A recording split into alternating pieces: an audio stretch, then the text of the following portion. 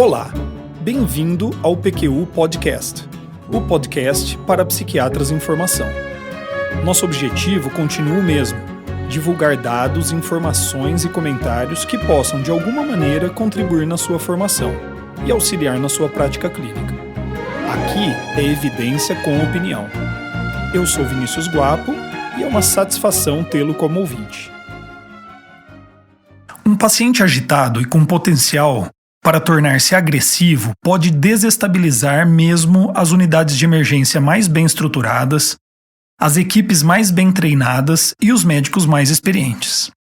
O risco ao próprio paciente, a outros pacientes e à equipe, e a exposição da equipe, que terá que tomar medidas com potenciais riscos geralmente observados por familiares e outros pacientes, isso tudo se soma para tornar o manejo do paciente agitado uma das situações mais desafiadoras para qualquer equipe de saúde.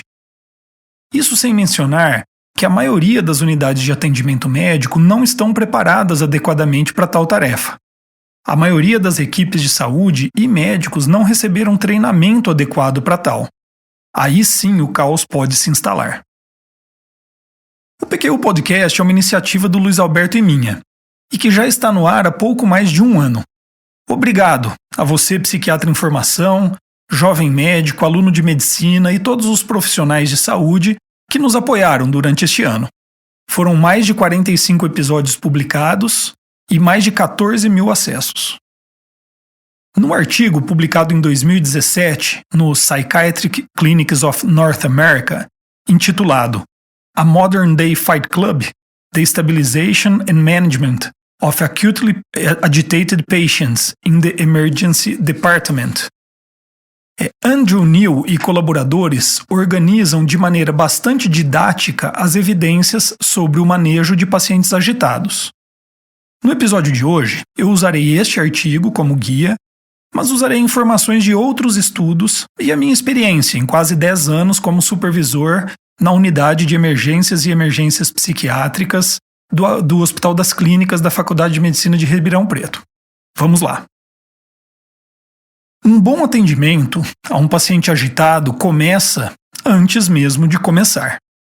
Conhecer o espaço físico, estar ciente sobre as rotinas de admissão de um paciente, detectar outros pacientes com potencial para agitação na unidade, saber quais recursos estão disponíveis, número de profissionais na equipe de enfermagem, presença de profissionais de segurança, nível de treinamento e entrosamento dessa equipe, disponibilidade de medicações, quarto de isolamento ou faixas de contenção.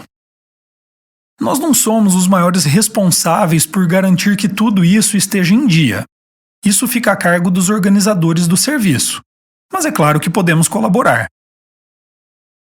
Porém, somos responsáveis por nos informarmos sobre estes pontos antes de iniciarmos nosso trabalho médico, a cada dia.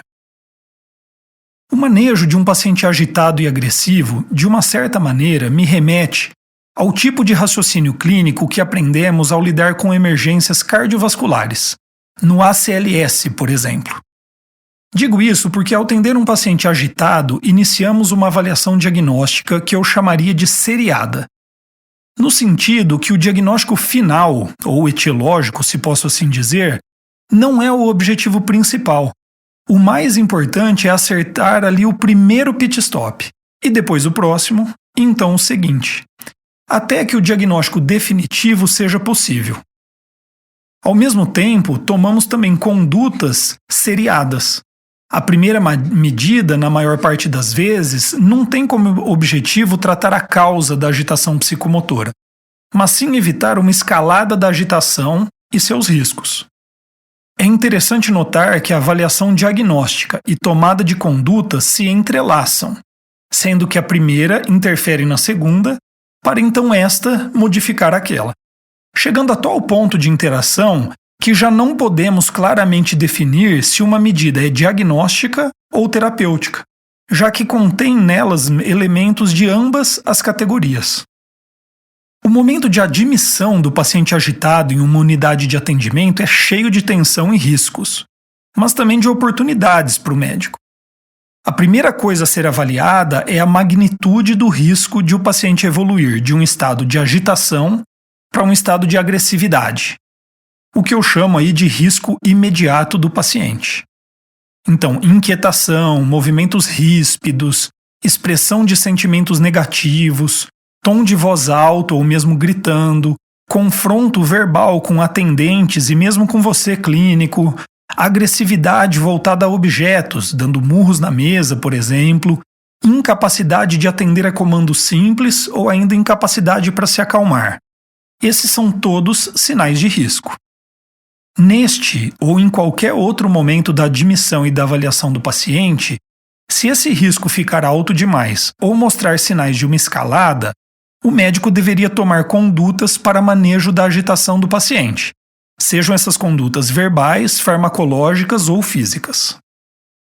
Outro ponto a ser avaliado é como que o paciente chegou até ali, naquela unidade de